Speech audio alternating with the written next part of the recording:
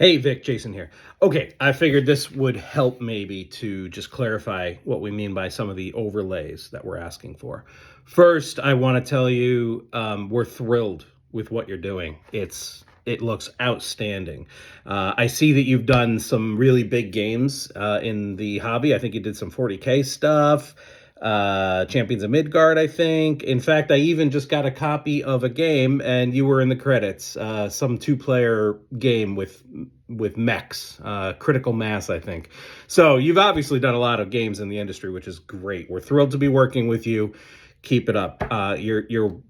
Your art is beautiful, so we love it. In fact, we've even talking to you about a future game that we're starting to think on. Anyway, regarding Aetherspire, I just want to be clear the types of tiles that we need to put together using the art that you're making and the overlays that we're asking for. So first of all, this is an example of one of the small tiles, and it has the 3 spaces. You've got that. Then there's a version of the small tile that would be blank. You wouldn't have any spaces, and we would put some ability. So that's that. So you've already got those 2 examples. When we get to the medium rooms, this is an example of a medium room that has 4 spaces for another medium room to get put on top of it. So you would put the 4 pillars, and then you'd put another same size room on top. So that happens sometimes, and we don't have I'm saying overlay because in my mind, you have the like background art for the medium tile, and then we would take this PNG overlay and drag it on top of the background art, and it would have either the spaces for the 3 pillars for the small rooms, or in this case, the space for the 4 pillars.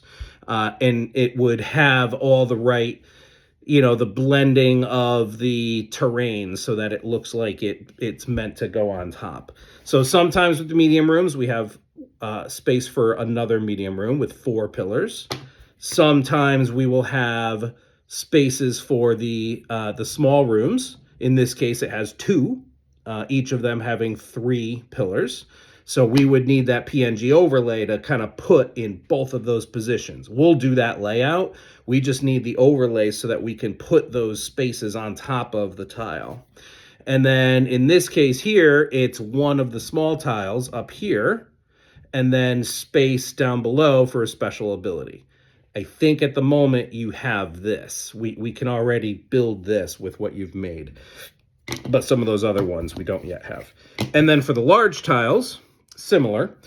Here's a tile that has 6 spaces. This is for another big tile to get put on top. So you would have, you would put the pillars in all 6 of those spaces, and then you'd put another big tile right on top of it. So that's this one. Then this is an example of a big tile that has spaces for 2 of the medium tiles, one on top, one on bottom. Then this one here has space for 1 medium tile on the bottom, and on the top is special ability. So that's where we would just use the background terrain.